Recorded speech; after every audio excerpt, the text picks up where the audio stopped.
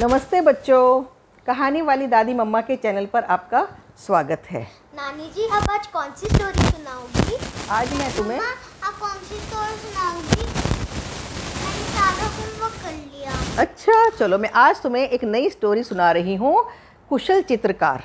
पर उससे पहले हम गणेश वंदना कर लेते हैं। ठीक है। वक्रतुंडे महाकाय सूर्यकोटि संप्रभा निर्विघ्नं कुरु देवा सर्वकार्येषु सर्वदा। चलो स्टोरी शुरू करते हैं। एक राज्य था ग्यारसगढ़। वहाँ के राजा का नाम प्रताप सिंह था। वो राजा बहुत ही नेक और कुशल थे। उनके राज्य में प्रजा बहुत सुखी थी और वो अपनी प्रजा के लिए बहुत अच्छे अच्छे काम करवाते रहते थे। तो एक बार सुबह के समय वो सवेरे अपने महल में टहल रहे थे। टहलते टहलते वो महल के गलियारे में जब घूम रहे थे तो दीवारों पर उनकी नज़र गई तो उन्होंने देखा कि उनके पूर्वजों की बहुत सुंदर सुंदर चित्रकारी बनी हुई है। तो उस चित्रकारी में दादा परदादा, उनके भी दादा और उनके भी पिता, सब बड़े बड़े राजा महाराजाओं की बहुत सुंदर सुंदर मूर्तियाँ बनी हुई थी। जब वो चलते चलते चलते और उन मूर्तियों के साथ सबके नीचे उनका नाम और उनकी जन्म और मृत्यु की डेट भी लिखी हुई थी। तो धीरे धीरे चलते चलते वो सबसे जब आखिर वाली मूर्ति के पास पहुँचे तो वो उनके पिता की थी, उदय सिंह जी की। तो उनको बड़ा गर्व महसूस हो रहा था कि मैं देखो कितने शूरवीर ख़ानदान से हूँ, इन सब की कितनी अच्छी अच्छी फ़ोटो बनी हुई है। और जब उनके पिता के अगले वाला जो पोर्शन था वहाँ पर एक स्थान खाली पड़ा था। तो राजा ने सोचा कि यहाँ मेरी फ़ोटो लगेगी जब मेरी मृत्यु हो गई। तो जैसे ही राजा के ये सोचा तो राजा उदास हो गया। नानी जी, वो उदास क्यों हुए? तो वो पता क्यों उदास हुए? वो राजा दिव्यांग थे। दिव्यांग का मतलब होता है कि उनकी एक आँख नहीं थी और एक पैर नहीं था। तो उन्होंने सोचा कि मेरी मूर्ति तो ख़राब बनेगी, मेरे को तो सब लोग ये कहेंगे कि ये वाले राजा दिव्यांग थे, अंधे थे। ओहो, ये तो बड़ा गलत हो जाएगा। सबकी इतनी अच्छी अच्छी मूर्ति बनी हुई है, मेरी भी सुंदर सी बननी चाहिए। तो राजा जो है अपनी मृत्यु के बारे में जानकर उदास नहीं हुआ, वो ये जानकर उदास हो गया कि मेरी फ़ोटो कैसी बनेगी। तो राजा को सोचते सोचते एकदम ये ख्याल आया कि क्यों ना मैं अपने जीते जी ही किसी चित्रकार से अपनी पेंटिंग बनवाऊं और देखता हूं कि मेरी पेंटिंग कैसे बनेगी, मेरी फ़ोटो कैसी होगी, और वो अगर जो फ़ोटो बढ़िया बनेगी वही मेरे मरने के बाद इस स्थान पर वो फ़ोटो लगनी चाहिए। तो राजा ने ऐलान करा दिया कि इस पूरे राज्य में जो भी चित्रकार मेरी हूबहू एज इट इज़ जैसा मैं हूँ वैसी फ़ोटो बनाएगा, परंतु वो फ़ोटो बहुत सुंदर होनी चाहिए, उसको मुँह मांगा इनाम दिया जाएगा। और ये भी ध्यान रखना कि यदि किसी ने वो फ़ोटो अच्छी नहीं बनाई, बदसूरत बनाई, तो उसको कठोर दंड भी मिलेगा। अब ये ऐलान सुनकर कोई भी चित्रकार आगे नहीं आया। ऐसा नहीं कि उस राज्य में कोई चित्रकार नहीं था, परंतु सब राजा के दंड से डरते थे। तो राजा उदास हो गया कि अरे क्या इतने बड़े राज्य में कोई चित्रकार नहीं है। तो 3 दिन बीत गए। अगले दिन 3 दिन के बाद एक नवयुवक जिसका नाम निकुंज था वो आया और दरबार में आके कहने लगा कि मैं राजा साहब की चित्रकारी बनाऊंगा, उनकी पेंटिंग बनाऊंगा। तो सभी मंत्रियों ने, सभी लोगों ने, राज दरबार के लोगों ने देखा कि अरे इतनी कम उम्र का लड़का है और ये चित्रकारी बनाएगा। तो उसको धीरे से कहा भी, अरे तुम्हारा दिमाग खराब हो गया है क्या? जाओ जाओ अपने घर जाओ, अगर राजा ने देख लिया और सुन लिया ना तो तुम्हारी मृत्यु निश्चित है।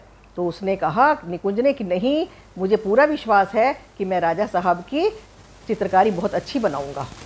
सबने धीरे से कहा, अभी भी वापस चले जाओ, टाइम है। परंतु वो लड़का अपने निश्चय पर अडिग था, उसको पूरा विश्वास था कि मैं चित्रकारी बनाऊंगा। तो फिर राजा के सामने पेश किया गया। राजा उसको देखकर बड़ा खुश हुआ। उसको देखा कि अरे ये नवयुवक और इसके अंदर इतना आत्मविश्वास कि ये चित्रकारी बनाएगा। तो उसने कहा कि तुम बना लोगे? तो नवयुवक ने कहा, मैं बिल्कुल बनाऊंगा। तो आप मुझे 3 दिन की मोहलत दीजिए, 3 दिन का टाइम दीजिए और मुझे थोड़ा सामान दीजिए पेंटिंग के लिए, और एक एकांत कमरा चाहिए मुझे, और फिर मैं आपकी पेंटिंग बनाऊंगा। तो नवयुवक ने 3 दिन लिया समय, पूरा सामान लेकर अपने आप को एक कमरे में बंद किया। राजा को खूब अच्छे से निहारा, देखा, और तो उसने वो पेंटिंग बना ली। जब 3 दिन बीत जाने के बाद चौथे दिन पूरा राजमहल सब लोगों से भर गया और सारे के सारे वो चित्रकार भी आ गए, जो कुशल चित्रकार थे, जो और भी पेंटिंग बनाया करते थे। सबको ये मन में ये हो रहा था कि देखें ये कैसी पेंटिंग बनाएगा, देखते हैं भाई। सबको बड़ी जिज्ञासा हो रही थी और राजा को तो विशेष तौर पर बहुत ज़्यादा उत्सुकता हो रही थी कि मेरी पेंटिंग कैसी बनेगी। और सब मन ही मन डर भी रहे थे कि ये अब मरा, अब इसको दंड पक्का ही है। जब सबके सामने उस राजा ने उस पेंटिंग का पर्दा हटाया तो राजा अपनी चित्रकारी को देखकर हैरान हो गया और इतना खुश हुआ कि तुरंत अपने गले में से हीरो का हार उतार कर निकुंज के गले में डाल दिया। निकुंज भी बहुत खुश था। तो वो क्यों इतना हैरान हुआ, क्या सरप्राइज़ था?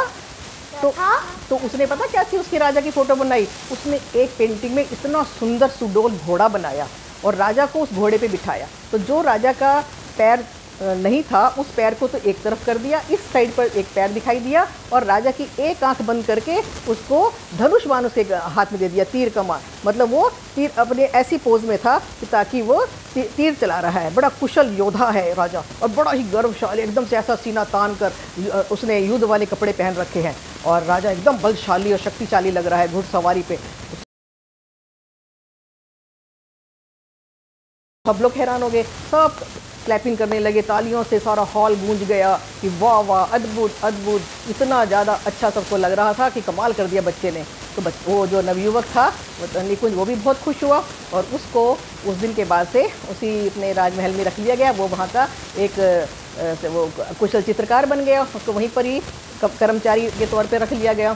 तो बच्चों, इस कहानी से हमें ये शिक्षा मिलती है कि वो युवक बिल्कुल भी घबराया नहीं। उसने अपने दिमाग से काम लिया और उसको पता था कि राजा, अगर मेरी ये चित्रकारी बुरी बन गई या गलत बन गई या बदसूरत बन गई तो राजा मुझे दंड भी दे सकता है, परंतु वो घबराया नहीं। उसको अपने ऊपर पूरा विश्वास था, उसको पूरी उम्मीद थी। उसकी जो पॉजिटिव थिंकिंग थी उसने उसको सफलता दिलाई। तो हमें हमेशा ज़िंदगी में उम्मीद रखनी चाहिए। जो व्यक्ति, जो बच्चे, जो लोग उम्मीद नहीं रखते तो ज़िंदगी भी उनका साथ नहीं देती। तो हमेशा अपनी अच्छी और सच्ची मेहनत से आगे बढ़ो, मेहनत करो उस नवयुवक की तरह, ना कि उन चित्रकारों की तरह जो डर गए थे राजा के ऐलान को सुनकर कि अरे ये तो कुछ भी दंड दे सकता है। तो हमेशा अपनी कामयाबी के लिए सकारात्मक सोच रखो और ज़िंदगी में आगे बढ़ते चले जाओ।